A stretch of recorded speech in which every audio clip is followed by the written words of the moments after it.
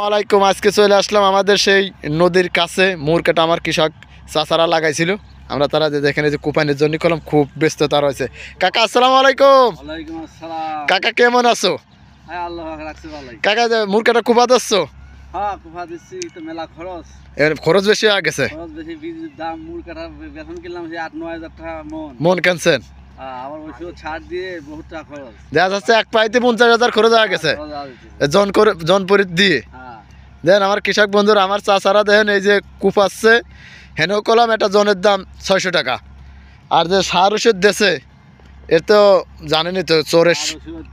এই আবার সরকার যদি বাইরেতে আমদানি করে তাহলে দাম কমে গেলে তো আমার লস। ও সরকার দেখা যাচ্ছে বিদেশ থেকে আমদানি করলে দেশের কৃষকের লস হয়ে যাবেন। লস আছে মানে এত দামের বীজ লাগানি, এরপর যদি আবার সরকার বাইরেতে আমদানি করে তাহলে কৃষক খায়।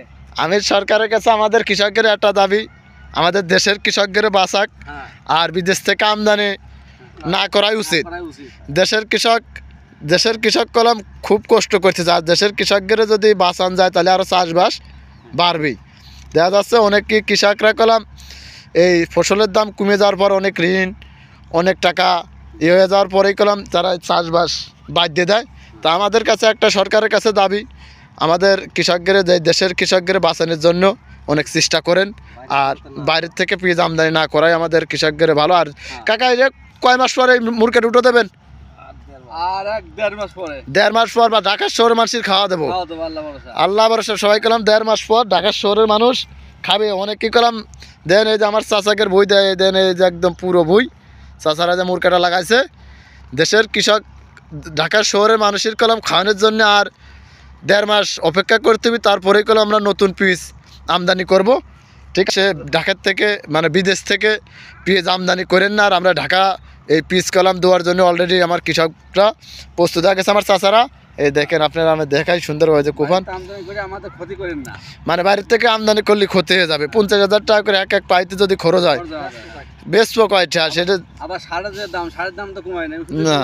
হ্যাঁ পিসের দাম জামা পিস জামা বিদেশ থেকে আনতেছেন, বাইরের থেকে আনতেছেন। আমার বাইরের থেকে সার ওষুধ নিয়ে আসি একটু কমান দাম কমান। যে সারের দাম ছিল কম, সেই সারের দাম বস্তাপতি দাম বাড়ছে, পিসের দাম কমে যাচ্ছে, তাই না চাচা? এই যে দেখেন এই যে সুন্দরভাবে যে কুপানি কলাম এই যে দেয় একদম সুন্দরভাবে কলাম এই যে গুড়া ছোটো কলাম আমার কুপাবেন। আর 1.5 মাস পরে কলাম এই মাঠে আমাদের এই নদীতে মুরকেটা উঠে যাবে। আর আমার কৃষক বন্ধুরা যারা কলাম দা চাচা তা ভালো থাকে। আর আমার কৃষক বন্ধুরা তা যারা আমার ভিডিও দেখতেছেন, আমি কলাম এই কৃষি মাধ্যমে ভিডিও দেওয়ার জন্য চেষ্টা করব। আমার কৃষক বন্ধুরা ভালো থাকে। আসসালামু আলাইকুম।